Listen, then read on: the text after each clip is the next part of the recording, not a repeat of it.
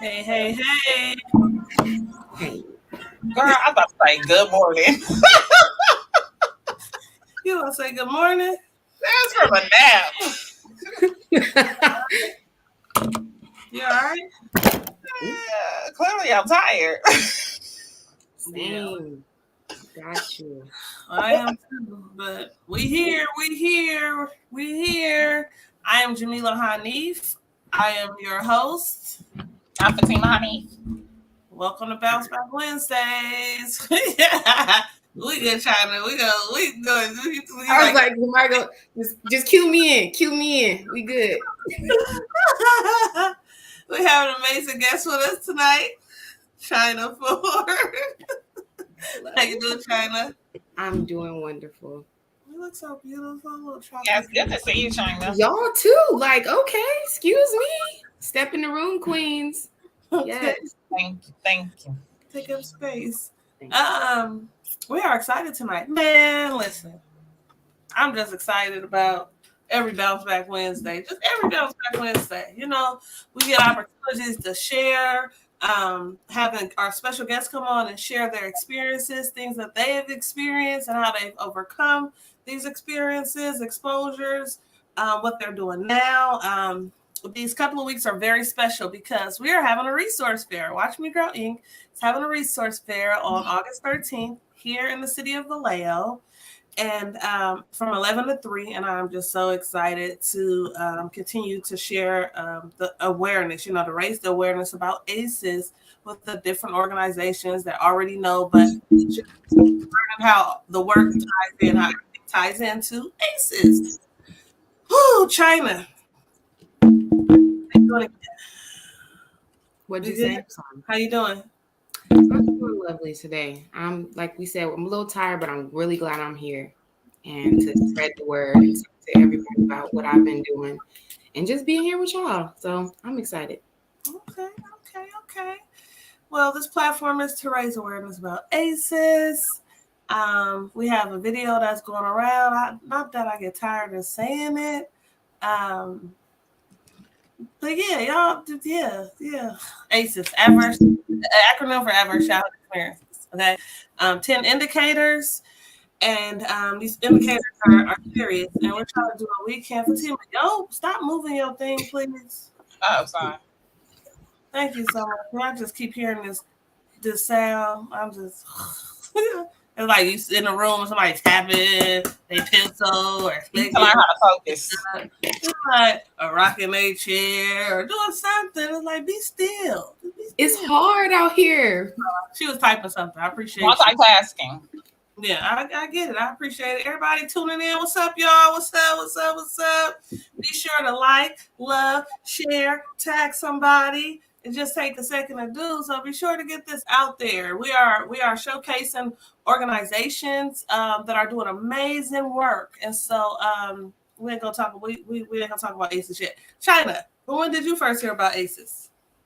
With you, because when I came over and we were talking about just like my children, and especially Aurora, you brought up like ACEs, but I also had heard about it too. Like after you said it, I start hearing it a lot more, and I heard it within my own area, like at my workplace, and they were speaking about what ACEs is, and I also had like the ACEs score, and like depending on what you're scored, depending on how much trauma has happened in your life, but also it was an indicator of like how you would be when you were getting older. So it was really interesting to hear more about the ACEs and like how it affects younger children, especially like our 0 through 5. So I was like, oh, it was very interesting. Yes, these ACEs, these exposures. Yeah, child abuse, child neglect, and dysfunctional household. They, at a young age, because the brain is developing, all these neurons are connecting, creating these pathways, and these traumatic events disrupt the development of the brain. And so it's some serious stuff. So we'll end up sharing the Aces questionnaire in the chat. Did you take the Aces questionnaire? Yeah. You remember what your score was? I think it was like a 6. A 6. So you don't even remember what came up. Or would you remember? Do you remember what came up for you? Like what the questions were, or like how did I feel afterwards? Yeah. Yeah, I remember I told you too. I was like, this going mess with some people. So please give people time, like because I realized, like, although I didn't necessarily go through some of those things, they definitely seemed very traumatic. So, yeah, it seemed like it was something that after you were done, you probably had to sit with for a second and just, really think about like your own past. So I remember telling you like, ooh, yeah, make sure when you talk about this, like give people a little bit of room and, a little bit of grace because quite a few things can pop up. For myself, I think it was more about like me and my mom's relationship. And, so it was interesting to think about like, the different types of things that they were talking about. So it was cool. It was cool. And I was really happy to like identify those things within myself. It's also something that we used to do for my old job called like, it wasn't called the trust block, but it was similar to that, where they would ask you questions that was similar to the Aces. And it would be stuff like, have you ever went to the museum or like went somewhere? Did like the newspaper come to your home? Like really simple questions to the bigger ones, like has anyone ever been, incarcerated in your home? And it really made me, that was like when I was in high school, it really made me think about that. And kind of dwell on it like, okay, I thought that was normal, that's Right. normal for me. And then you come to find out like, hey, that's not that normal. Right. So that was interesting. And like when I actually end up doing it with a lot of my students once I became a college advisor. And I saw how it impacted our students. Some students would like run away while we were in mid, like doing the like actual trust walk and be like, no, I can't do this. So yeah, that's good. That's why, like at the resource fair we're having, because it's Aces Awareness Community Resource Fair. There's going to be counselors there and therapists there this year, so I'm so excited about that. Kaiser's going to be there, y'all. It's going to be some amazing organizations there. Like I cannot wait for this year's resource fair. Fatima, what's the thing on mine? You look cute. Oh, thank you. I don't know. I wasn't trying, girl. You should see this bottom half. But What's up with him? What's up with it? I go, Imani, my baby, our baby. Did you have anything you want to share, Fatima? Oh no. I'm happy to hear that you're gonna have some therapists and stuff there. I feel like it's just so important for us to try to have someone to talk to. We keep so much stuff bottled in at times. Yeah, because I'm hitting people with the Aces questionnaire. I could be sensitive to people. I really can be. When I was talking to some students today at Turo, so they had the community service day today at Turo, and I was there. They were helping the nonprofit. They were helping WatchMe Grow prepare for the resource fair. Reaching out to organizations, inviting them to come. And I was telling somebody, I was like, I just couldn't, like, it's quiet in there, and I'm a teacher, and I was like, y'all want to watch the resilience screening? Have y'all heard of the resilience documentary? So we watched the resilience documentary, and it was so good. But even sharing with them with Aces, they didn't know what Aces was, and it was just like, they were tuning. But I was telling them, like, I told them my process, how I have people take the stuff, and so do the assessment. Yeah, and I said, I have them call me afterwards. That's intentional. Call me. What came up for you? And if they are feeling some type of way, I could talk them through it. And it always work out. It's all good. But tell us about college snacks, girl. So I'm just kidding. Okay, so with college snacks, like even in the realm of Aces, when I think about that, I think about like food security, housing security. I think about like how basic needs being met. So like it definitely still falls in the same framework. And like college snacks, I created because I was facing food insecurity while I was in college. It was really important to me to give back once I had money and means to do so. And so I just really think of it as me helping out, healing myself, honestly, helping out others that I know are in the same predicament I was in while I was in college. I think I've told you this before too, but like my freshman year, I almost got a 4.0. I had a 3.8, and I was so proud of myself because I was like, I know I'm super smart. I know I can make this happen. And my goal was to actually get that 4.0. I was like one, just, you know, a little bit shy, but I was so incredibly proud of myself. But I realized I had a wonderful foundation too. And I had a base. So I was able to really, I was food secure. I was housing secure, you know, dorms. I'm in there. I had, you know, the dining commons was right down the street. I can go to the cafeteria anytime I wanted. And I felt good about that. And then fast forward to my sophomore year, I actually was housing insecure. It started off soon as school started. My sophomore year, I didn't have the money to like get housing done. So my housing started to stagger and I ended up not having any place to stay. I was actually staying on my cousin's couch. Shout out to Danielle. It's my girl. She let me stay on her couch, and the people that lived with her didn't like that. So they ended up telling on me. And the housing guy came to the housing director came to the house at like 8 a.m. and was like, "What's up, cousin?" Like just came and found me sitting on the like laying on the couch. And so he was like, "Sorry, you gotta go." He was actually really cool about it. Like it was a black dude. He was like, "I don't want to just kick you out and just you have no place to stay. So like, how can I work with you? Where can we find resources? How can I find you housing? But you just can't stay here, homie." Like, so he was being cool about it. But at the same time, I was like, I don't have nowhere to stay. Like I live all the way in Vallejo and I went to school at Cal State East Bay, which is in Hayward. So it was either drive an hour or plus change all the way home, which I didn't have a car either. So it was like, can't really do that. I ended up doing really like my grades plummeted my sophomore year. And I knew that was the reason. I didn't have any housing. I wasn't really good with food. Like, and I always try to explain to students that sometimes you don't know that you're food insecure. You have no idea. And so I tell them, like, if you're kind of going between getting gas and getting a lunch, that's being food secure.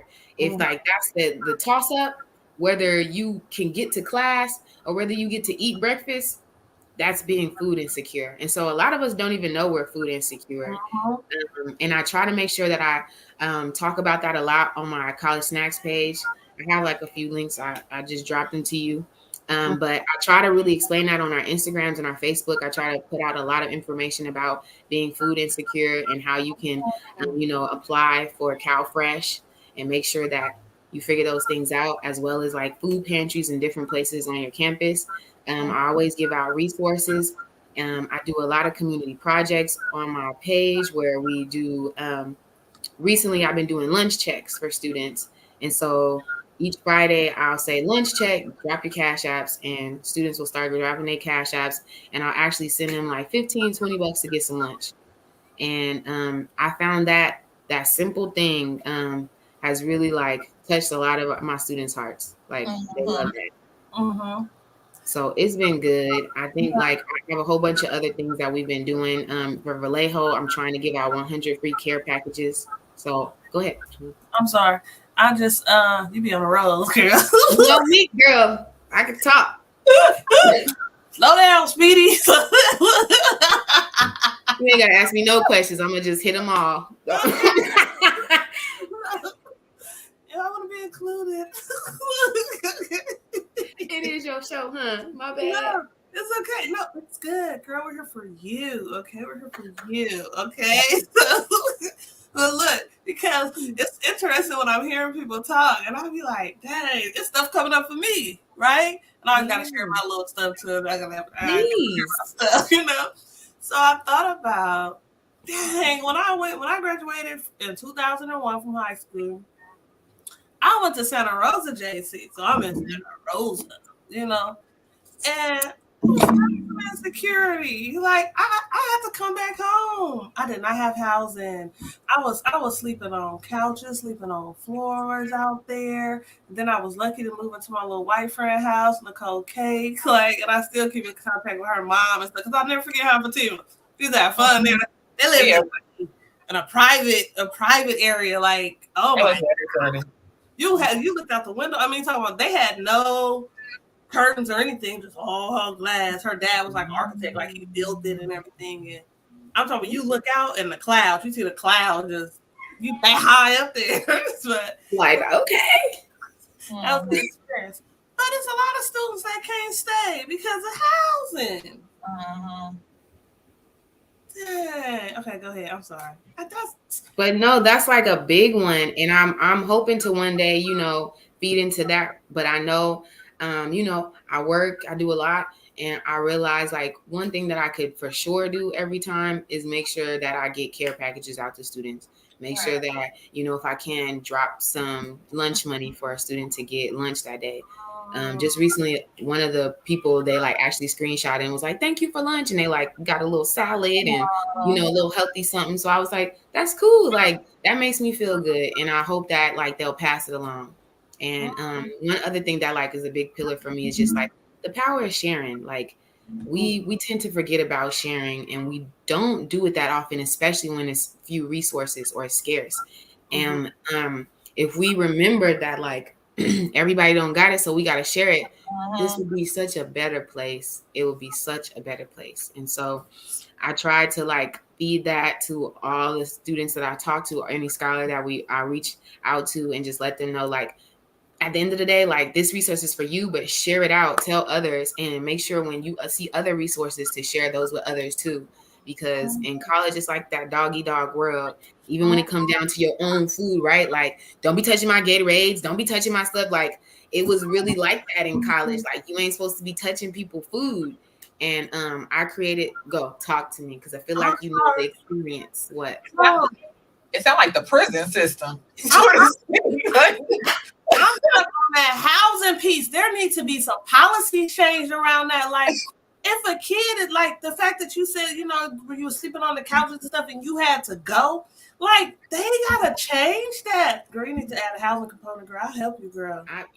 Let's do it. Girl, I know that has changed quite a bit at Cal State East Bay. They went so far as to like put some of them Cassandra. Hey. But they went as far as to put like we had, I guess, like specific areas where you could like do studying. They turned those into like dorm rooms because they was like it's a high need and people need it. To say, yeah. And when you're doing your financial aid and stuff like that, you are accounting that as a college advisor. Like when I'm going through financial aid, we're trying to make sure you got housing, books, everything. We're going through all of that board, making sure you have food. But sometimes it don't pan out. Maybe that first year, everything looks good, but the second year, you didn't get that other scholarship or whatever. So it gets harder and harder the further you get into. And I will say, like my freshman year, it was one of those things like look to your left, look to your right. These people might not be here with you when you graduate. And it was real. That was really real.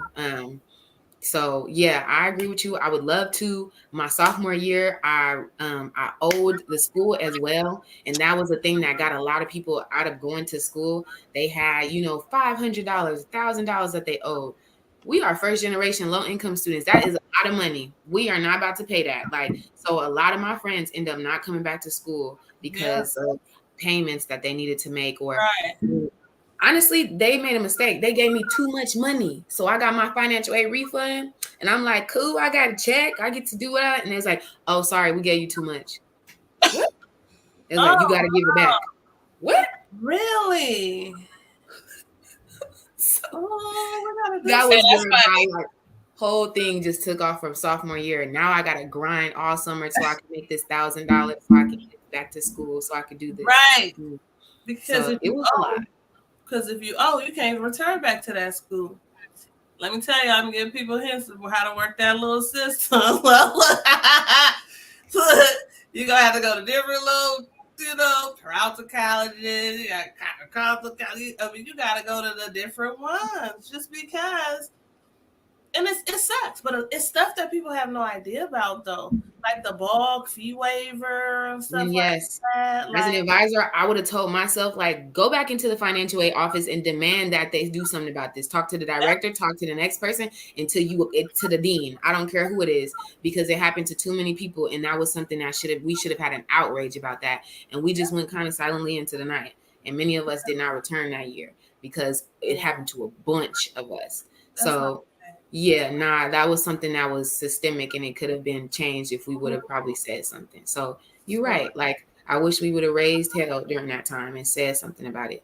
I just was like, oh, well, I'm going to be a punk, pay that $1,000. Like, and I gave them their money. and I was super broke sophomore year, and I didn't have enough money for housing, and then it just had a kind of a snowball effect. Right. So that's kind of where it started, and I'm so grateful that I have the opportunity and means and even platform now to really do more for students. And like I said, just doing the community projects that I've been doing, sending out care packages to students has been really good. And we sent out over 200 care packages, free care packages so far. So we've been doing good. Go girl. I think our little generation be doing all this. I was like, what is that? It's that coffee shop, I'm feeling you. I'm feeling you. That spoken word, Celebrate. That hurt.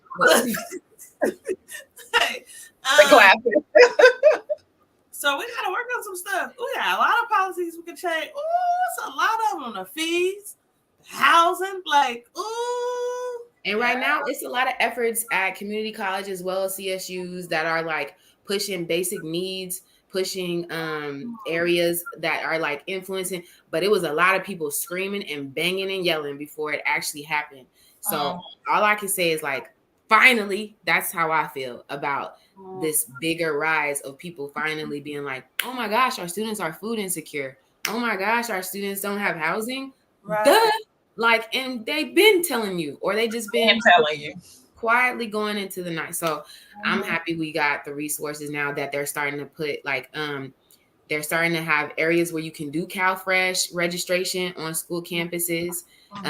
Most Cal States as well as community colleges have like a basic needs center now where they can go in, talk to people about being housing insecure or food insecure. So I would definitely tell students to like research that because there are opportunities for that. Your school also has emergency grants. I've used quite a few in my day. So don't think it's just like one and done. You can definitely go and talk to somebody. Look, they don't even know what's about to happen. Ain't nobody. Yeah. Anyways, we're gonna. I like how you feel about it. Like, no, so we're done with this. Nobody's gonna be housing insecure anymore. Okay. No, because I'm talking about. I had the best experience going to school at Santa Rosa, JC. I'm out there with all these white people. I had met some great friends, people that I'm friends with to this day. I remember us on the basketball team, being the black girls on the basketball. It was three of us: me, Stacy Moy, and her brother Brett. That's my partner. Stacy Moy and Bianca McCall. There's three people, and there's more that I do stay in contact with. But I remember that experience, like really on the floor. Like I didn't even feel safe. Like really to try to stay with somebody else. Like I don't know. Like I wanted it to be my teammate. Like not somebody I just don't know. I was 17 years old.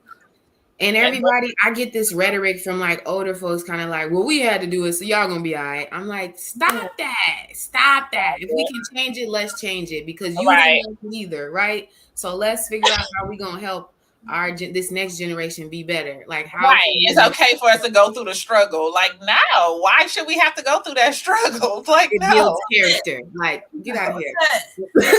But them struggles though, that's why I love Jenna Lee. Jenna Lee. Shout out to Jenna Lee Dawson, man. Jenna Lee, I remember I love when the community watching and they know what you're involved in because I bet you're going to get inboxes, China. Like somebody's going to reach out to you. But Jenna Lee told me about this Aces community training and everything. I was so excited to be there. I was the only family home child care provider there. Like it was for like therapists and stuff like that. So I put my little child care license in there. Like I had to work. I had to make something up to get in. But they needed you. They needed your perspective. They needed to hear from you. Right. Yeah, and it's a trip. But I have learned so much. But I'm looking at her comment because this is something I do use, and I do appreciate her sharing this. When I use the ACEs, she's talking about the questionnaire because she's talking about when we was talking about the questionnaire. When I use ACEs, I follow up with the resilience score. It is a great way to help determine the grit an individual has to overcome their adversities. Because I'm just saying, like, it took me a while. Like the things that I did experience while in school, like I ended up coming back home that October 2001 because our god sister was killed in a triple homicide. Like, that's something serious. You had school far away, and this happened, and and then I got sucked back. Yeah. Go back to Oakland. Right. Yeah, we said, and I always tell people, I'm telling you, I got a little cousin right now that's about to. Did James get drafted into the NBA? And he from Oakland. He's from Oakland, West Oakland. Mom passed. Like, I'm talking, his experience is crazy, but he's made it. But I remember when he was going to school, and I was like, dude, don't come back here. Like, you go. Like, don't come back here. Like, just thinking about friendships and all this stuff. People be hating, and like, just wait. Just wait. Yeah, hinder. Then come back. Wait. I agree. Like, it's a lot of our students that, especially in Vallejo area, like when I talk to students, I've worked with Vallejo High and Bethel High students and stuff, and just like, seeing what they aspire to be or what they're trying to do. Mm-hmm. And if it's just like that monkey on their back, I'm like, yeah, you got to get going for a while. Like, go somewhere. If you want to come back and change this community, do that. But like, you got to get out of it first, because you get that fishbowl mentality, right? Like, where it's like you don't see nothing but right here, but the block. That's it. And it's so much more out there to see. Like, another dream of mine is to definitely have some sort of program where I give funding for people to, like, homies, like, going other places. Like, nah, you want to go to Africa? All right. It's too much going over here. It's too much, bye, all that. Let's go. You going. Just go. Take a trip. And just send people on trips. Like, let's go. I got somebody I'm gonna connect you. I want anybody I want you to connect with that's doing the exploring thing. Yeah, because I try to. We gonna all get together. We're gonna be good. We're gonna trade Vallejo. We really are. Like, we are. We really are. There's some good people out here that's doing stuff, that have visions and everything, and that do need the support and everything. But collaboration, so important, man. I can't say it enough. Shout out to everybody tuning in. We have China Ford. She's the founder of College Snacks. As you all are hearing her story about how she helped those college students that are in need, the ones that are experiencing food insecurities. I actually dropped the link in the chat. I'm gonna find a way. We're gonna get there. It's gonna get there. Let me see. It's something else that I could drop in here. What I'm doing. I messed up. Yeah, so that link is just for mostly students. So scholars who, like I said, are interested in registering for my Anonymous Snacks Pack program. So that's what it's called. Mm-hmm. That's the piece that I'm trying to create out of my 501c3, because that's where I created the Anonymous Snacks Pack program for students to be anonymous, because there is shame in food insecurity. Mm-hmm. And so that's why we make sure that it's anonymous. People can sign up as many times as they want. If there's a need and I can fill it, I will. So I tell students to please just register. All I ask is that you give some feedback, some positive feedback, and some positive affirmations for other students, because I like to post those and tell them. So It's been cool. And you can donate at this Snacks Resource link tree. If you go ahead and click that, you can donate there. We have like a link for donations. If you donate, we call you a community warrior. So thank you very much if you would like to do that, because it goes straight to students. We try to send out as many care packages as we can every 15th of the month to students. So it's really appreciated. And we always send a bunch of stuff. It's not just like it's food, but it's also snacks. It's we try to send out like some sort of either lunch or breakfast along in that package. I always try to have some sort of academic tool for students, whether that be some pens, pencil, paper, stickers, cool things. I always try to give them some laundry detergent, all the little things that you like, ooh, I needed this. So like it's quite a few different things in there. And yeah, that's all. That's important. When we were talking the other day, and I was talking about when we went to an event and who I was like, who you need to connect with. You remember who it was? Who I said we went to? Wait, say it to connect with. When I said you need to connect with this person, I said I introduced you to we were at an event, and I said that's who you need to connect with. I want to say you connected with Tiffany Jones. Oh, I'm like, okay, thank you. I'm gonna have to connect with Tiffany. You see my whole puzzled face. Yeah, We've been at a lot of events together, so yeah, right. That's true. That's funny because Jenna Lee put it up because I'm like, yeah, it's and she's doing the work with Willie B. Atkins and everything. and I will touch bases with her because yes, I really want this. What I try to do too is so I did it with my Marin community where I got as many donations as I could, and we were able to send out like over 100 packages to the community. And so that's what I'm working on too. Whatever I do, this is coming out of my pocket, it's coming out of the community, but I am a firm believer of that the community will always provide because that's how we get down. So that's where I'm at. Marin gonna look out. No, for real. But I'm working on that because I'm like, I agree from no matter if it's Marin. Honestly, to be quite honest, I get a lot more donations and stuff like that from people who be like, man, I barely got, a couple dollars, but it's going to you because I like what you're talking about. So I'm like, that's way more powerful to me than any $100 that a millionaire gonna throw at me. So I really appreciate things like that. That's what I was about to say, especially us as adults. And a lot of us have businesses. Like you can donate, start a scholarship, something for these children, and yes, that is like a write-off or something like that too. So like that's the goal. Yes, I definitely need to do a scholarship. Right.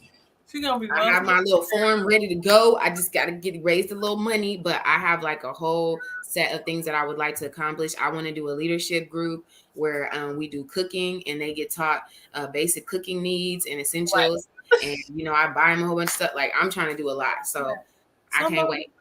But it's interesting that you say that because like my kids, right? I always have a gang of boys and stuff at my house all the time. And like, I'm a person in my refrigerator, like I would throw some stuff together, like whatever in the cabinet. Like, so I be trying to teach them that because I was like, once you get to college, like you gotta learn how to survive, like it's survival of the fittest. Like you gotta be able to figure this out and use use what you have in order to make something stretch, right? But I've never been, I haven't experienced that, but I know this, right? So I'll be sharing that with them. So I like that you're doing that. You gotta know how to make a spread and stuff like that. I be posting little people who doing spreads all the time, and like I guess the new generation don't know it's a spread, so they like, oh my gosh, it's amazing, and I'm like, oh, it's so cute. Oh my gosh, I'm like, yes, eat the ramen, yes, please, right. Different ways. But yeah, your children are so smart, Fatima. So I know. Like, I had a conversation with Theory. I think he was like, I was like, you just grown.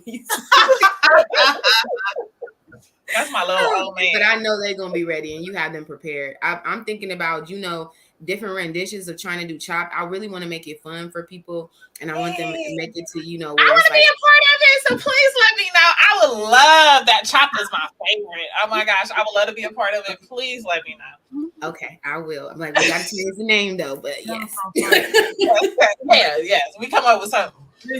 We're gonna talk backstage, okay, y'all? We're gonna talk backstage. We are, because it's gonna be good. It's gonna be good. Like it's gonna be good. Trying to thank you for all you're doing. You got time to you could stay on and put you behind it because we gotta come back together after the show. We got Cam waiting backstage. We're gonna get him on. Ooh, I forgot to do one thing, but do me a favor and drop the information so that people can donate. Okay, hold on. The same stuff that I just sent you, like that I put down at first. Yeah, but I want you to drop it in the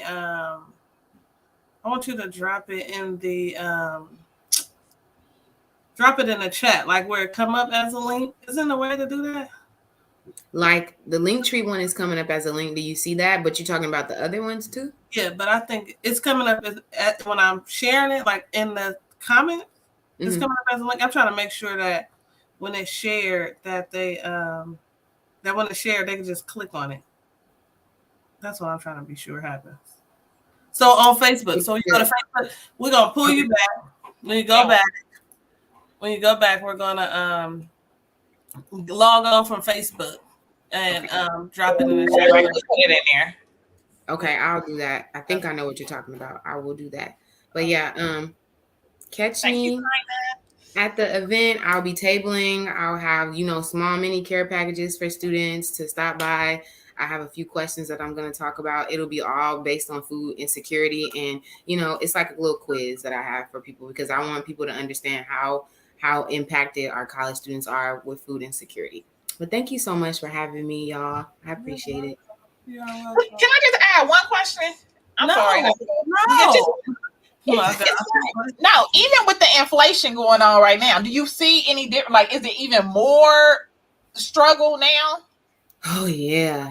Especially during the summertime. The summertime is when students don't have access to, usually the spaces that they normally do during school time where they can, college is all about like, here, free pizza, come to this event, free. Blah, blah, blah. So people, even if you were food insecure, you could be like, they got hot dogs over there. We finna go to the Christian club real quick and grab some stuff. And that's not really the case when it's like summertime. So yeah, I've done a few surveys with students for during like the academic year versus the summer. And yeah, definitely a lot more food insecure. But like you said, just inflation in general, it's been real. Yeah. That's what's up. Well, I'm proud of you, girl. I'm so proud of you, girl. I feel like I have to watch you grow up, girl. Thank you. I'm proud of you. Like, oh my goodness. Jamila for mayor. But yeah. I'm trying. It's getting second funny. All right. Well, thank you for joining us. Go on to Facebook and make sure you I will drop everything. All right. Love you. All right. Love y'all. All right. Bye. All right, y'all. Don't go to Fatima, you froze. Okay, you good, because I was about to grab my phone and take a photo. So we have another guest. Oh man, this man right here, y'all ain't going to log off. Y'all hear Cam talk. So we're gonna bring Cam on. He is the founder of Dove, developing, organizing visions for everyone. I hope I said it right. I hope I did. He'll correct me if I didn't. So, y'all, welcome Cam. Welcome, Cam. Let me. Hey. Hey, Cam. How you doing? Hey. How's everybody doing? Good. Did y'all hear me? Yeah, no, we good. Yeah, we doing good. Yeah, happy to be here. And like I've always felt, the women of the community is the one that always makes sure that everybody is taken care of. Yeah. Men, the children, you guys are leaders, and I'm blessed to be on the program today. All right, we're blessed to have you. Like, we can't wait to hear what you say, Fatima? I said thank you for joining us. Oh yeah, it's a blessing. Thank you for having me. Yeah, so tell us, who are you? Oh no. What we got going on? Right. When did you first hear about Aces? I heard about Aces probably about 3-4 years ago. Okay. And at the time I heard about Aces, we were having a company event, and we're all social workers, case workers, and things like that. So it was imperative that we got that piece of information so that we can know how to deal with a certain demographic, right? The kids and also the residents as well. But at the time, I wasn't really focused because I was doing some other things, being in upper management. I think that when you introduced it to me and I really had time to sit down and spend time with it, is when it really hit me. And I was like, wow, this is very significant. And it runs on the lines of it's something that I also do and I also believe in. And so I was kind of excited about getting that bit of information, and especially knowing that somebody else is going to be able to be exposed to it as a result of your your tutelage. Yeah. Most definitely. Yeah. So it's important. This information is important to get out. Yeah, so it's very important. You took the questionnaire. I took the questionnaire, and I got 9 of them. 9. Yeah, okay. I got 9 of them. Okay. I experienced every one except for the sexual one. Mm-hmm. But the incarceration, the abuse, the food, all of that, I experienced every last one of them.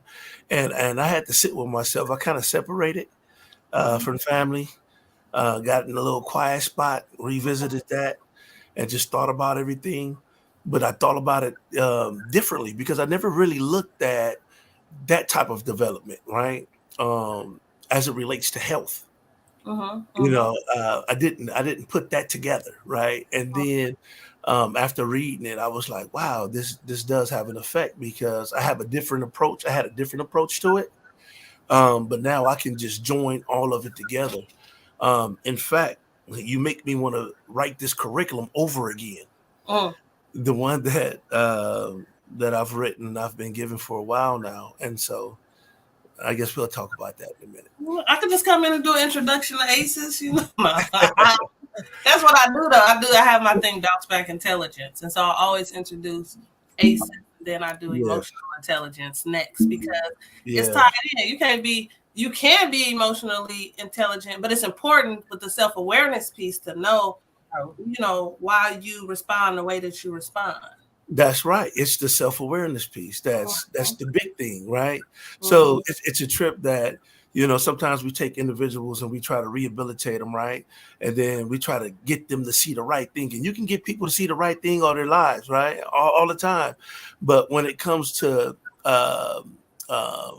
taking personal ownership of some of the things that's taking place in their lives and being able to say, you know what, I take responsibility for this, or this wasn't my fault, or I'm a victim of this.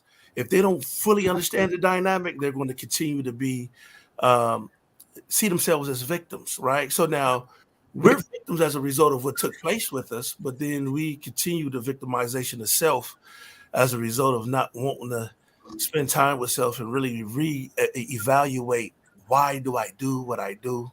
Why am I here? Why am I going through this? Or whatever else. It's like taking lemons off a tree and expecting it to grow oranges when you have to pull up the root. You have to pull up the root. You have to refertilize. You have to replant in order to get something else produced. You can't pick all of the lemons off the tree and expect something different to happen, right? Right.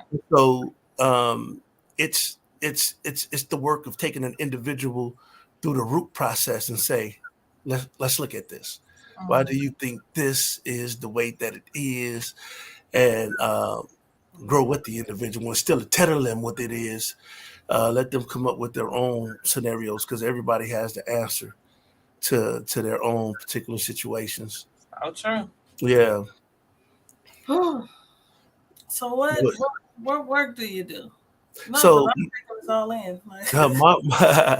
my work is I help to the formerly incarcerated to successfully reintegrate back into society by providing them with case management services. And I also help those that are on the verge of becoming incarcerated, such as our youth, as a result of affiliation, behavioral issues, or whatever else. I assist them in providing them with prevention classes so they won't be introduced to the system.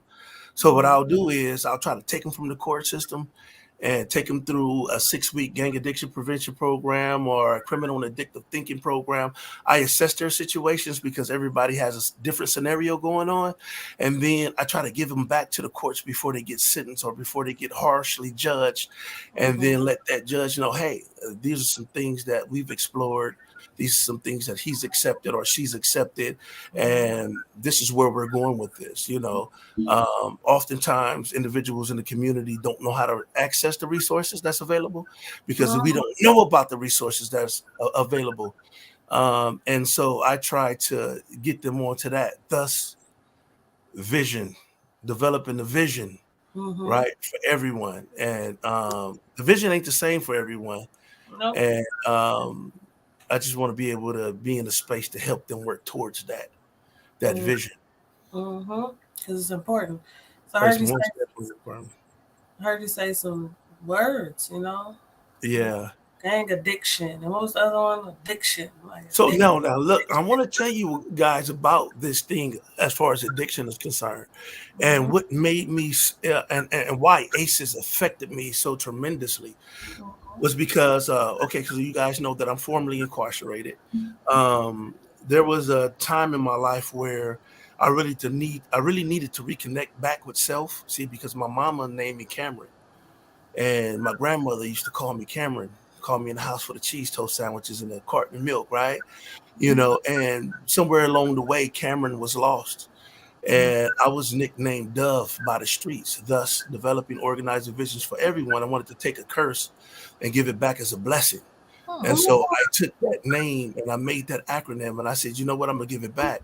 So I lost Make me Cameron. cry. You're gonna make me cry. Yeah, I lost Cameron somewhere along the way. I'm a product of two parents who used alcohol and drugs, and I didn't have that family connection, and so therefore I X'd out my family of origins and created a family of choice. And so the guys that was down the street in the neighborhood that was doing whatever they was doing, I looked up to them. They provided me with, what I thought I needed to become a man. But eventually they took advantage of that, of course. And I ended up becoming incarcerated as a result of that. And I had a 16 to life sentence. First offender, never been incarcerated, straight A student, was on the honor roll, won the California spelling bee, was in the band, I played the trumpet. But these circumstances affect everyone. And when I read Aces, I said, you know what? This is something else. Um, it's something else. But let me backtrack a little bit and tell you about what this gang addiction thing is that I created while incarcerated. I had an opportunity to become a California alcohol and drug addiction counselor through KDAC as a result of being a part of a program called the 50. And so while we were learning about drug addiction, my mindset, Virgos, our mindset takes us somewhere else. And I was like, well, you know what? I really didn't have an alcohol drug addiction thing because my thing was gangbanging. My thing was the streets, hanging out, my homeboys, and that life that I was living. And so then I was like, you know what? I'm going to ask the instructor something to tomorrow morning. And I really didn't want to do it, but I did it. And what I asked him was, is there a such thing as an individual becoming addicted to the streets? And he looked at me and smiled and he said, what are you doing? Shooting up curves? And I said, yeah. And he said, well, you know what? Write something up on it and allow me to see it. That same night I went home. I didn't go home, but I went back to the cell. Right. And I had all of these books in there and I started writing this thing out. And that's something that I want to share with you as it relates to ACEs. So one of the first things that I came across was biology, right? You know what I'm saying? So we have to really look at where we come from, right? So my father, he was a drug addict. He used drugs and alcohol. My mother was a drug addict. She used drugs and alcohol, right? And so whatever he put into his body went into the development of the sperm in him. Whatever she put into her body went into the development of the eggs and the ovaries, right? And so I feel like I was up against it. And a lot of us are, even before we were born, we were up against it. Now, there's something that's called teratogenic effects, which means that whatever foreign agent that you may put in your body has a profound effect on the development of the fetus. And so I'm going to just use one thing, and that's alcohol. So now alcohol, if a woman experiences drinking alcohol while she's pregnant, the infant or the baby, the fetus, receives 70% of the alcohol that the mother is ingesting. So that has a major effect on the development of the brain, right? Teratogenic effects. There's two different types of effects.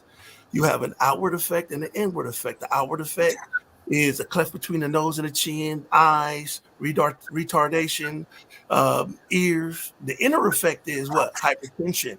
Focus. You can't focus. You can't stay still. So there's things that goes into the development of the individual in biology, even before the person is born, before he gets to ACEs, right?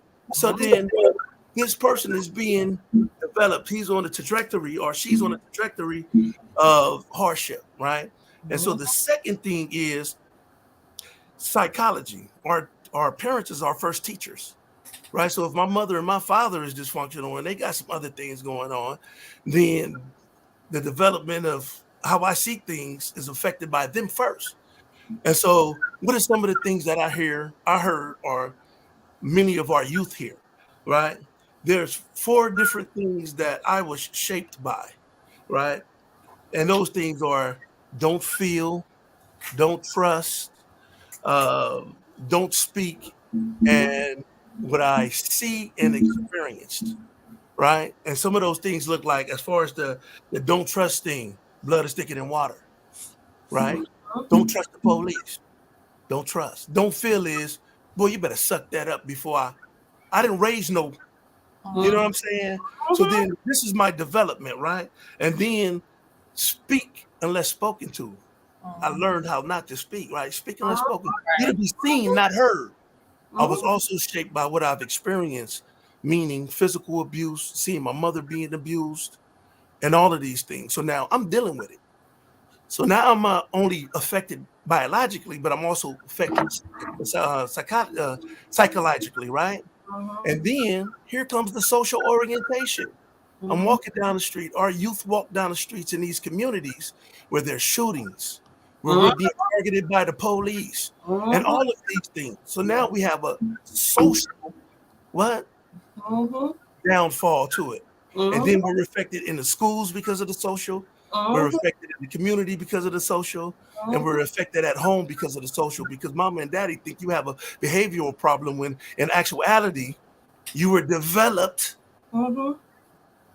right? And so the spiritual aspects of that is to get them to see what has happened to them and to get them to move or start to contemplate change. And contemplation for us is different in the community. Somebody in the community might have got killed. You might have got shot at. What's going to prompt that contemplation? You probably went to jail. Something traumatic happened in your life in order for you to start to contemplate, right? But I'm gonna let you ask a question because this is your show. And I'm at the point where I'm just listening. Like, yeah, because there's another piece to this thing that we need to understand. And so for everybody listening, I want you guys to take a look out the window. Look at the little kids that's walking to school. Look at them, right? I mean, and really love them, you know, because they're not bad. They're just, it's the circumstances that we live in, you know. I talk about a little 13-year-old boy in the curriculum that was outside playing basketball, and he heard something, and he turned around, and he hid behind his mother's van, and the police came around. And once he was sure that the police was gone, he came back out and started to play basketball. Some of that generational stuff that we got going on. Didn't nobody have to tell him to hide. He knew to hide, right? Because it's passed down. You know what I'm saying? It's passed down in our community. And I talk about Maslow's hierarchy of human needs as it relates to this whole thing. You know, you talk about food disparities, right? You talk about belonging. You know what I'm saying? You talk about identity. Yeah. Right. But then you got at the top of this pyramid is self-actuality, self-actualization, right? What is self-actualization for me at that time in my life? I want to be like the big homies. Car, drugs, I want the females. You get what I'm saying? And this is all development, right? I'm up against it. I mean, you got aces all over that thing, right? And then you got biology, then you got psychology, and then you got social orientation. You know what I'm saying? And it's like, what are your children going through? What are they going through? Who's there for them? Who's there for them to explain to them what it is to be a young Black boy growing up in this society? I didn't learn how to shave. My father wasn't there. I didn't know what it was to be a young Black boy and how I was being perceived by authorities or others in this community. My norm was the hood. My norm was if somebody come through, you know what I'm saying? I'm going to handle my business. My norm was that as a result of not being able to eat at home, I need to do something about that. So my homeboys gave me drugs. And they say, here, homie, go slang that. So I met that need. So I didn't have the family. I met the need through the homeboys. I didn't have security. I met that need through the homies. They say, homie, don't trip. We got you. You get what I'm saying? I didn't have an identity. I didn't have a voice. My homeboys gave me that. They say, you know what, homie, you little dove. You get what I'm saying? And so they're giving me this.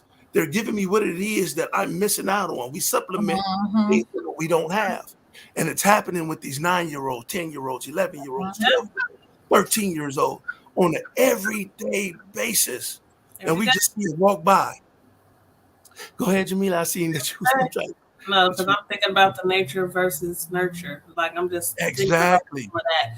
And then I haven't shared in a while, like the adult brain, how it's developing. So between the ages 0 and 8, 90% of the adult brain is developing. So all Yes, its that's right. traumatic events, right? So just because, so with the Aces questionnaire, right? Some of y'all probably don't know. I didn't share it in the beginning. I don't know what's going on. I'm tired, y'all. I'm so tired. Like, I'm You're just so still doing your thing, so I'm tired.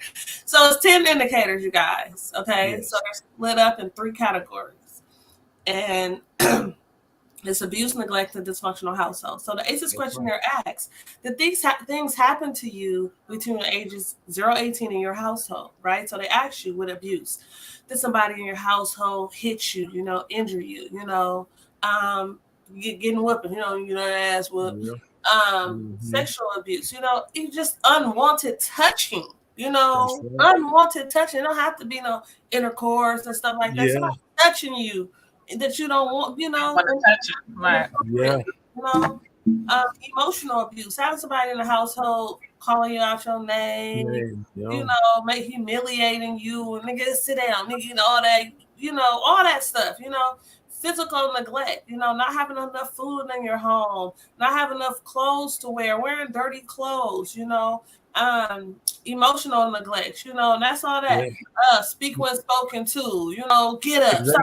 crying, like Yeah. stop crying, like what? This is a baby. Yeah.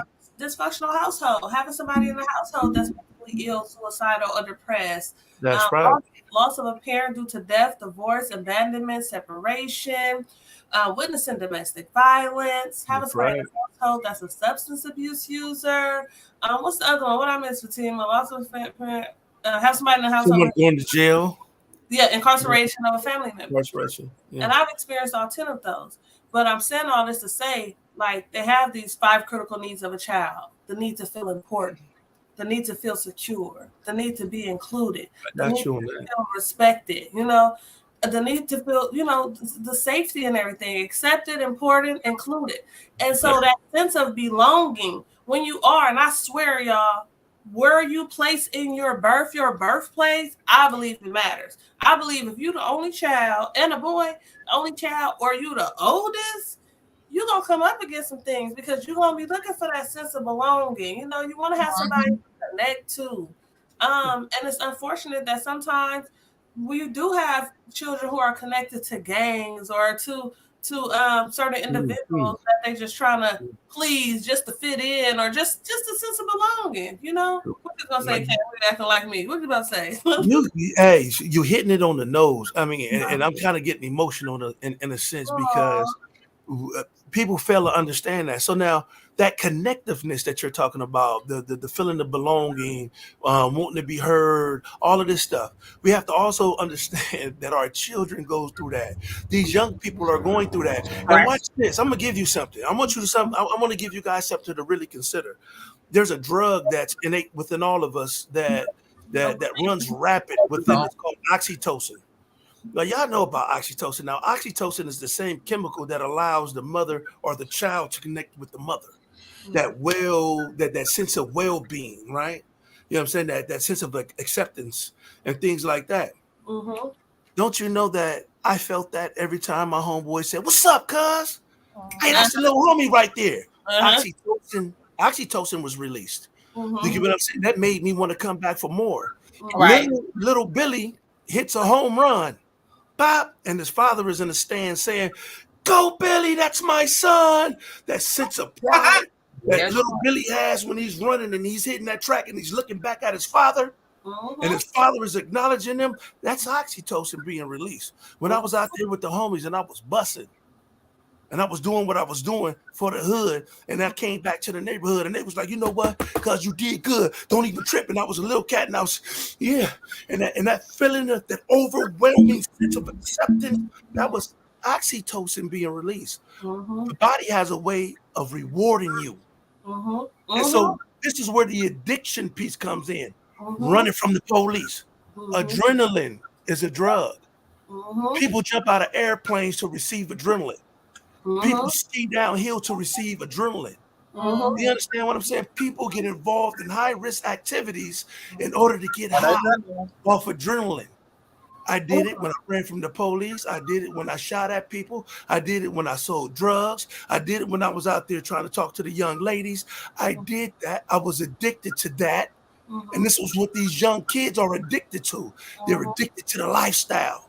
They're addicted That was this. That was this. exactly. It's that as well. And being able to showcase it and show others to Right. maximize that feeling. Because when you get a quote back or a text back or something back acknowledging the gun in your hand and you on Instagram or having all of the money, that's all that is. Right. That's all that is. So we have to understand that it's an addiction. You get what I'm talking about? Not only the adrenaline aspect, but the aspect of being accepted by your peers and those around you. That right there needs to be explored. That needs to be exposed. That needs to be really evaluated. But in healthy things, right? Because I think about, for me, I play basketball. Okay, I talk about, people know, like, man, and I grew up we was in the lower bottoms, and you couldn't see me without a basketball. I'm outside, like, practicing, like, I'm having my ball. Like, I want to make sure my skills are up to par because it feels good. Like, you MVP, you know, you raw, like, you know, just hearing that, known for basketball and stuff like that. Yeah. And I really think that's my problem too. I ain't been playing basketball. See, but it can also be a good thing. So I would suggest that you explore that because we have to reward ourselves, you know. Right. People draw, people write music, people listen to it, right? Yeah. People do what you're doing right now. I'm pretty sure you feel it's oxytocin right now. I mean, and doing what makes you feel good is the key. And being able to expose the lie, right? I often used to sit back and I used to think that the reason why Martin Luther King got killed or the reason why Malcolm X got killed is because they exposed the spirit of the day. And it was seen and it didn't want to be seen. So it had to eliminate that because it was being spoken on. And that's how it is with exposing the lie that everybody's a part of. But the thing is this. Now I'm gonna tell you this. I was before I became incarcerated, I used to sell marijuana across the street from this church. And the preacher used to always come out and he used to say, hey man, come out here early in the morning. I would walk across the street and go into the church and he would show me the body. And he would say, do you know him or do you know her? Sometimes I knew the person, sometimes I didn't. And then he would give me the spiel about life and about change and about all of that. And I would listen to him and I would think back on what I was going through. My mother's on drugs. My brother don't got no clothes. I'm putting clothes on layaway. This is not my responsibility. I'm trying to make sure that I got to do for my family. I'm bringing food into the house. There's no food. My father's not there. I'm doing all of this stuff in order to stay afloat and alive and still provide for my family. But then I would go across the street mad. You know why I was mad? The reason why I was mad was because what do you have to offer me? Give me something. Just don't tell me to change. Don't tell me about life. Don't tell me about what I can be doing. Offer a solution. Give me a vision, man. Hire me to do something in the church so I won't be across the street selling drugs. Right. Don't tell me about it if you're not going to provide me with something. So that's the thing about it. We tell them all day long. We don't know what little Charles or Bobby or whoever is going through in our communities. Talking about being food deprived. I was so food deprived. I'm going to tell you this. I woke up one day and opened up my closet and food fell out of my closet. I was living with my auntie because I could no longer live with my mother because she was too abusive and I couldn't eat there. And I was going through some things with my auntie and I opened up my closet and a sack of potatoes fell out and some top ramen soups and I didn't even know I was storing the food in the closet. And be like that. That food insecurity like that. Exactly. It's a whole lot of unconscious things that we do. Yeah. You never know what these kids are going through. Went through. That's why they don't want to talk about it. That's why they get mad at you. That's why they have grudges and hang-ups against older people, or because they feel like, what are you doing? What are you going to do for me? And if you ain't got a solution, if you ain't got an answer, and if you can't provide them with a vision, because in the Bible it says where there is no vision, the people perish. You got to provide them with a vision. The children of Israel was what? In the wilderness for 40 years because they didn't have no vision. God didn't want to bring them into the promise because they wouldn't know how to treat it. Right. Right. Right? Preach, Brother Moses had to go to Mount Sinai. When he came back, they were still worshiping golden calves. He said, what are you doing? Got something bigger for you, something You better. got to have a vision. Yeah. And so, and that's another reason why developing, organizing visions for everyone. What is it that you want for you? How can I help you get there? Right. I'm not going to tell you to change. Right. We're going to do this together. Right. I have kids in college right now that I've assisted, I've case managed out of my own pocket because we didn't have any funding. You know what I'm saying? And so once I make that commitment, I'm gonna stick to it. And so this is what our organization is about. Our organization is trying to change this thing up. You get what I'm saying? We're trying to literally change it up. And like you were saying about the last sister was saying about taking them out of the community. We got property in Nevada right now. It's a ranch in Nevada. And what we were trying to do is for those that are hard hit and the most affected individuals that's having a hard time with doing this, we're trying to do a 6-week program out, take them out of California to Nevada. There's a lake on the property. You get what I'm saying? They can get some treatment on the property. You know what I'm saying? And we have a program director that's going to be there. We have counselors that's going to be there with them and sit with them, taking them out of their environment and showing them something different. And that's something else that we're working on right now. But the hardest thing to this thing is what? Funding, raising funds. It's gonna be all right. But we're doing it slowly but surely, and it's going to happen, you know. It is. It is. What I'm doing is intentional right now. Showcasing the different organizations, you know, that's going to be at the resource fair. Like, people need to know what it is that you guys are doing, and all the work we're doing. So it's all around the youth. Like, I think about it, like everything we're doing is all to touch the youth. And I'm thinking about how I'm putting something together, but I need all of y'all to be a part of this design. All y'all have to be a part of this design team. You got me. The group that I have, Ivy, Impact Vallejo Youth, is Ivy Council. Yeah. Those kids, the ones that come to the cleanup, the ones doing the cleanup. Yeah. The end goal, man, like they need more. They need these different programs, and we have an alternative. I told you, well, I probably didn't. An alternative to violence program we have, and we're partnering with Solano Probation. You see, that's beautiful. I would love to be a part of that. Yeah. And you know, the secondary thing, the one thing that I want to say before you get off, because you in the last interview, you brought up so many good points. We was talking about homelessness as well, right? So I go to the homeless roundtable here, and I'm a part of that. And, you know, I'm a big advocate for formerly incarcerated individuals. And so we have some things going on here in Vallejo that talk about housing the homeless. And so I want to put out there, I want to let everybody know that these kids have fathers, you know what I'm saying? They have parents that might be incarcerated, that might be drug addicted, that might be coming back to the community that need help. And so one of the things that I asked, because they were saying that in order for a person to receive a housing through HMIS, is that they would have to be 90 days in homeless and have a homeless certification. Homelessness for the formerly incarcerated look different than the homelessness that we see on the streets right now.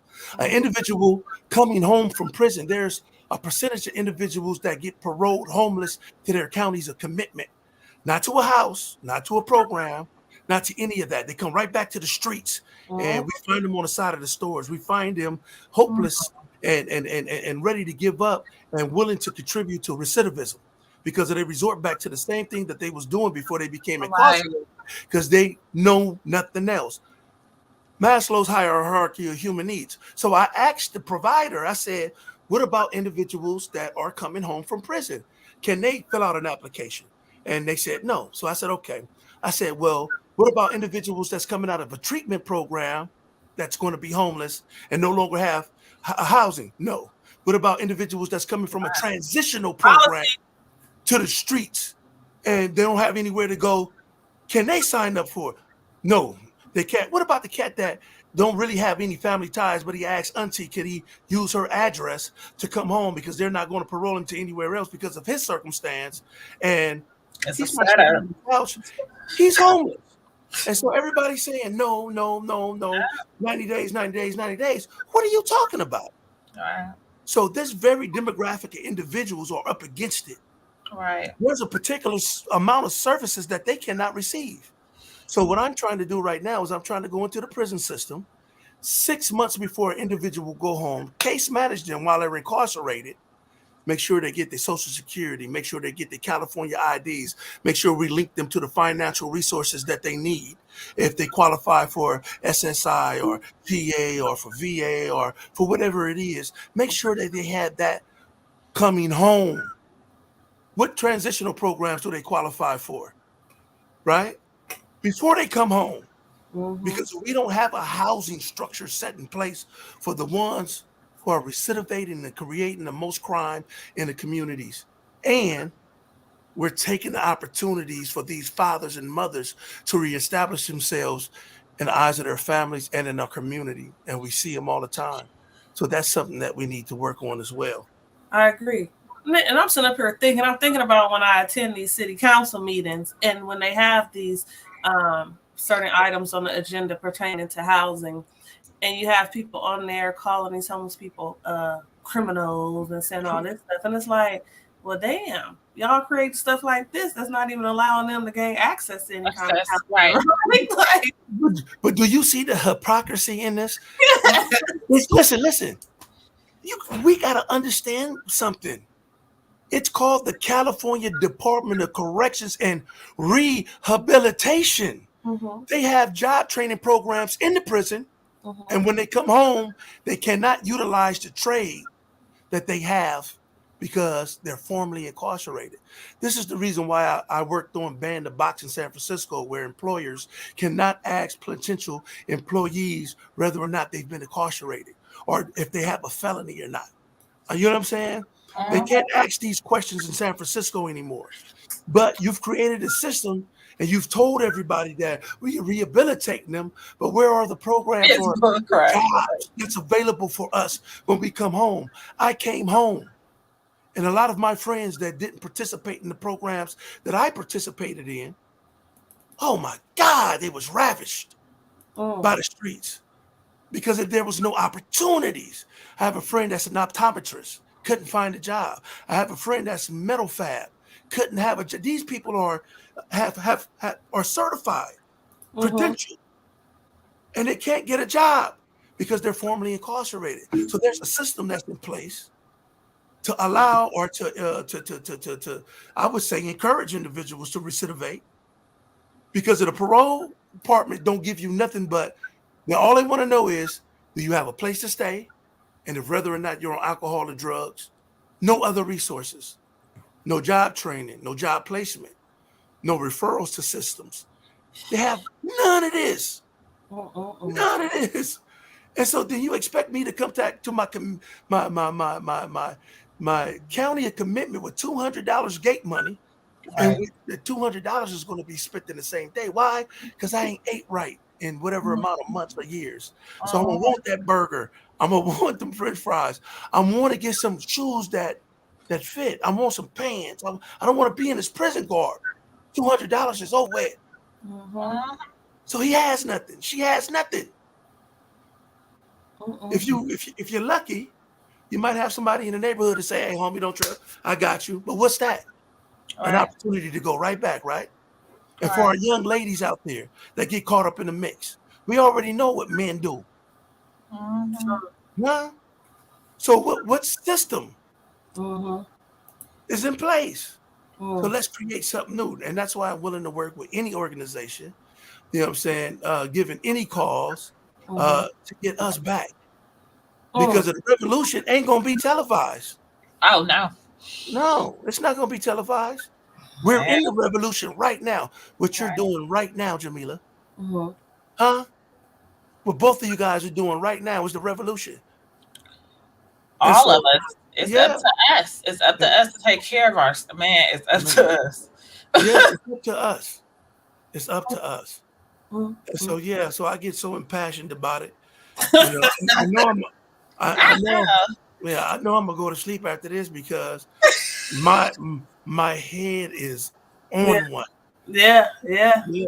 And so, I also speak, this is a shameless plug, but I'm also a consultant where I can come out to individuals, organizations and speak on this Mm-hmm. and get out there and provide workshops for individuals who are working with our demographic of people, individuals that might be suffering with ACEs, individuals might formerly call the frontline workers, because it takes a particular something to be able to recognize what you're dealing with when they're sitting across from you. Yep. Because we can develop a fuck it attitude and get back out here in these streets because we feel that you're not listening to us and Yep. that you're judging us because I'm Right. formerly incarcerated, because I'm trafficked, because I'm whatever. That's true. So trainings need to go to these frontline workers on how to effectively Mm-hmm. deal with us. Right. And so, and that's something else that I do. I teach our frontline workers, whether it be in the JA office, the SSI office, clerk, wherever we may go for services. Right. Right. So yeah, that should be company-wide training because there's verbal and nonverbal communication. I don't care if you didn't say anything to somebody, but if you sitting there listening, being closed off, Mm-hmm. come on, now, how you think I'm gonna read that with the culture that I come out of prison with? This Right. one. Right. We come out with a different culture. The culture that's out here in the streets ain't what we're paroling with. Mm-hmm. Right. We're paroling with segregation. Mm-hmm. We have to walk in a circle. We can't make eye contact with officers. It's called reckless eyeballing. So we can't deal with whites or Mexicans, or you have to stay within your race. People are being brutalized for not being affiliated. People are being sexually abused for being weak. People are being taken advantage of. So we have to consider those types of things as well. And that's why I pride myself in giving those individuals case management services to meet them on their level, where they're at, and show them something different. We're no longer there. You can Mm-hmm. make your reality whatever it is that you want it. Right. Right. I did 19 years in the prison. Mm-hmm. And every time somebody meet me, they say, I would have never thought she was incarcerated, man. Mhm. Never in a million years. I never would have thought that. Yeah, I did 19 years. Mm-hmm. But God blessed me with that because I got a story to Right. tell. Okay. Right. But God. Yeah, my granddaddy used to always say the greatest form of praise, the highest form of praise is to do your heart's desire because it's him who gave it to you. Intentions. Mm-hmm. It's him who gave it to you. All right, you're a pastor. All right, Minister Clark. All right. Okay, look, I know I hope my computer don't shut off, and I hope I haven't bored y'all. And you know what, Cameron? I feel like it's such a blessing. Like even before you went through your the meeting of the gangs and everything, you said that you was a straight A student. That mindset was already in place for you because not everyone able to come out of it. Yeah. Not everyone is able to come out of it, and you was able to find yourself again and everything. So that's definitely a blessing of what you're doing. And then something else to piggyback off of, because I've been sitting here quietly. But with Jamila, when she was talking about the aces and the touching, the touching thing aspect of it. I feel like it's a control thing so much with adults that I don't think that you guys realize with kids at times. The control of trying to, get the kids to do whatever, and a respect thing. Like, it's a respect thing. And and that hugging, like, you used to have to hug your elder in order, out of respect, in order that's not to a make good them thing. feel secure. And at a kid, you probably didn't even want them to touch you at all. That's So right. that's something to look at, and just listening. Like, I know that at times we feel like we are correct all the time, but sometimes, we need to learn how to take that moment to listen to the child, because we're not always right about everything, and Yeah. they do have a voice and they want to be heard.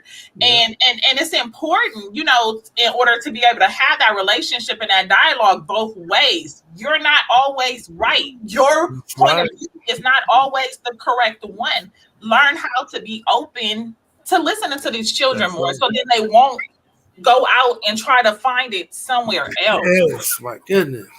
Yep. You are so, man, yeah, and that's why I'm really digging what you guys got going on. Like I said before, I even accepted coming on. I checked you guys out, and I was very impressed by you guys giving the information and having these various topics, because it's something different always comes out of each podcast. Right. You know what I'm saying? And I'm like, wow, these sisters is doing their thing, which motivates me to want to speak up more. Yes. I was checking Jamila out at the function on how she just communicates with everybody. Like, she answers up to her. She's like mama. She's like mama hen, right? And then, like what you were saying, when you always got something in the house where you could put something together for the boys or whatever else, and you guys are doing your work, and that's what it's about. It's about community. And I'm so blessed to be a part of this community. I've been home now for about since 2011, and I've been working and doing everything for everybody else. And I'm like, you know what? I need to get together and do something for me, and get out here and give back to a society that I once took so selfishly from. I didn't have no regrets about what I did, because that was my norm, but I know different now. So since I know different, I can do different, right? And be able to provide these kids with some jewels. It's just like Tupac said, imagine jewels being handed to an innocent child. And his uncle was trying to give him some jewels about the street life, right? For him to be aware of, so that he wouldn't fall victim to the street life. And when I first heard that, I said, damn, imagine being given to an innocent child. So I'm not trying to give you those tools to put in your backpack as far as all that stuff is concerned, because I know our kids know about that. What I'm trying to do is I'm trying to give them something they don't know about. Right. I'm not mad at your aggression, but let's use it this way. Keep the aggression. That's the drive you need in order for you to be successful in this. I'm not mad at you about that. I understand that, right? So I'm not here to change that. I'm here to motivate you to utilize that energy in a productive way, in which you can grow, man, and live your life out, bro, because they killing us, and they putting us in these prisons, and they getting checks for that. Yeah. So you're definitely needed, and I appreciate what you're doing. You want to talk about your documentary? Yeah, the documentary. The documentary is called The 50. I think she sent the link. Yeah, I think so. She sent the link? Yeah. Yeah. I think she sent the link to you guys. But the documentary is called The 50. So basically, while I was incarcerated, I was telling you guys a little earlier that I had created a gang addiction prevention curriculum, and I was trying to get it off its feet. And I had changed, and I no longer gang banged, and I stepped away from that lifestyle, and it was hard for me to do so. It was very hard. There's the trailer right there, but it was very hard for me to stop gang banging in that environment, because I was always conscious of what people would say, think, or feel about me. But then when I got to the point to where I felt like, you know what, I don't give a damn. My mama didn't name me Dove. My mama named me Cameron. My grandmama named me Cameron. And somewhere along the way, I lost Cameron. And I started to invest in the food. I started to invest in the slang. I started to invest in the walk, the look, right? I invested in all of that. And I didn't invest in Cameron. And then, as a result, I was doing my thing in there as a gang member. But when I stopped, I started to reach out to the young people that was coming in, because they was being taken advantage of by other inmates. And so I would refer them to the GED department or to the educational scenario or whatever else. And the warden found out about some of the things that I was doing, and he asked, hey, man, how can we bring about change? And I said, teach us to teach us, right? Teach us to teach us. And he thought it was a profound idea. He smiled about it and laughed about it and walked away. I didn't think that he was going to take me or the other guys serious. And he came back and he said, how would you guys like to be certified drug and alcohol counselors? I was like, what? And he was like, well, I've been communicating with KDAC, which is the California Alcohol and Drug Addiction Counselors, and they have agreed to come in here and give you guys training. The training took 3 years, but we had to do it in 6 months. So we had to give up our visits. We had to give up our yard. We had to totally focus on studying. And we had some of the greatest teachers come from all around the world to come teach us. But first we had to deal with our personal issues, which was the hardest thing. But however, 37 of us out of the 50 were successful in passing the test, and we became drug and alcohol counselors. And then as a result, they created facilities in the prison for us to give 90-day alcohol and drug treatment programs, which is a SAP program, to the inmates. So we were being paid as inmates to provide services to other inmates. And then we created curriculums such as my gang addiction prevention was on, anger management, Catargio, which is finding your rightful place as a man, parenting classes, anger management, criminal and addictive thinking. If you passed the 90-day course, then you would receive a ducat to go to some of these other programs. And these other programs were needed because individuals were paroling broken. It was a crazy situation. And so it changed the dynamic of the prison. And then as a result, on my 6th board hearing as a lifer, the commissioner, I remember telling my story to the commissioner because they asked you about that. They want to see if you're taking ownership, this and that and all that. Do you have insight, right? And so when I came back in, he was standing up, actually. I thought he was going to leave out of the room, but he was there with his hand stuck out. And he said, you know what? He said, there's a whole lot of little yous out there that need you. And then he said, and I'm going to tell you why in a minute. And he sat back down and he said, look, we're going to parole you. Today is the day we're going to give you a date and do. Don't go to the yard, tell anybody, in which I did. Hey, man, I'm up out of here. But anyway, because they was in fear, like somebody would try to do something to me so I could lose my date or whatever else. But then when I came home, I had 27 job offers. However, as a result of the 50, they're highlighting 4 of the 50. And they're looking at like, what are we doing now? They're talking about the transition from prison as a lifer, in which everybody gave up on us, and how successful we are now, where we're at in our lives now, and things like that. And so it's called the 50. And so it's in the chat sheet right there. So I encourage everybody to go check it out. You're going to notice this fat head if you want to recognize me. Look at the head. The head never lies, right? So enjoy that. I anticipate you guys looking at it, and hopefully, Jamila, one day we can have I can work with you and we can have a screening out here to do that. And like I said, you can utilize me at any time. We're like-minded in what we got going on, and I applaud you and I thank you for allowing me to be a part of the program. And so it's all good. Yeah, we all gonna do some work.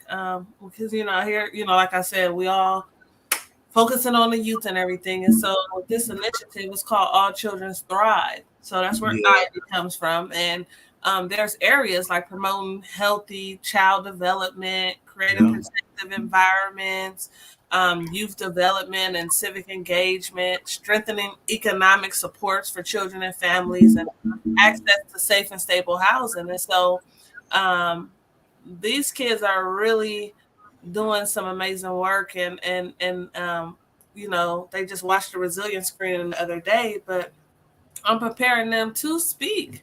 Go to the city council, go to the supervisors to ask for what you want, because we have people with visions, and helping them know that your voice can change the community. Like, we need y'all, and us adults need to get behind them and support them in every way. So we definitely, I definitely need you to be a part of the design team, because we have these environments that are trauma filled, like I said earlier, Right. by design, not by accident, by design. Design, yeah. We have to do something about that, and it has to happen. Goodness. Yeah, I got them boots on. I seen somebody earlier said boots on the ground in the comment section, and I agree with that 100%. I agree with that 100%. Okay. Anything you want to leave with anybody? Anything you want to say? No, I just believe that. You know, when I go inside of the prisons, I tell inmates all the time, and most of them I'll be knowing. I'll be like, "What's up, man?" Yeah, they be like, "Oh, okay."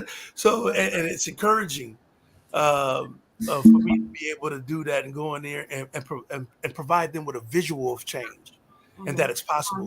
But I always let them know that they are an answer to a problem that exists in the world. They are a problem. They are an answer to a problem that exists in the world, and they can do it by just simply being able to articulate it in a way that'll bring about change.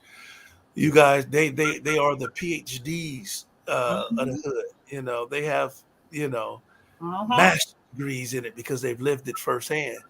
Don't be afraid to use it. Don't be afraid to give back, you know, and things like that. So I guess with that, the only other thing I would say is, if anybody wanted to donate to Dove or anything like that, hopefully that donation link comes up in the chat. But and I just appreciate the time, you guys. Yep, it's in there. Okay, I'm searching. Okay. It makes no difference how much you donate. Just know that it's going towards something that's worthy.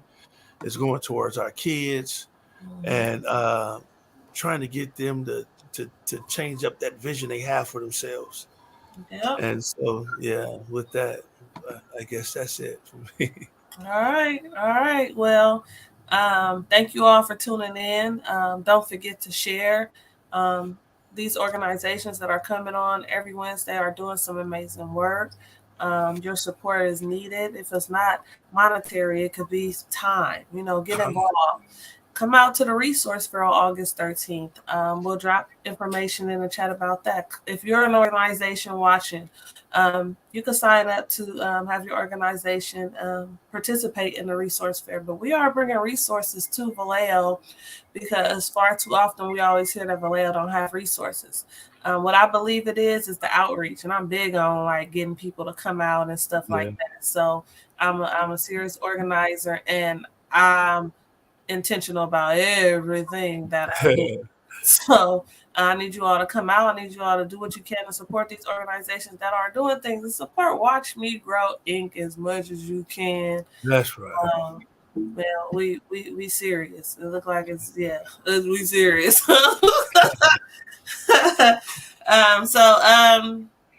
Yeah, y'all have a good night, but come back next Wednesday. Oh man, y'all gotta come back next Wednesday. I'll be here. I'm looking at all of them.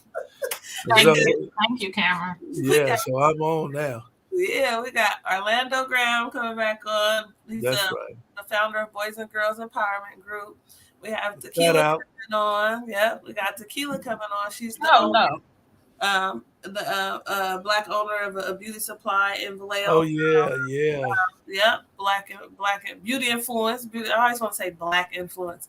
Beauty influence in the Crest. So they both in the Crest. So I can't wait for them to talk about just what's going on over there, because too often the Crest is always known as negative and bad and everything. But it's some good stuff. It's some good people over here. It is. What's going on over here? Yeah. Don't talk bad about the Crest, y'all. Don't talk about it. Cleaning up in the Crest. We got kids not afraid to come to. That's right. That's right. True. All right, Cam. Don't go nowhere. You can stay on. But all right, y'all. You got anything? Everybody have a blessed evening. All right. Bye-bye, everybody.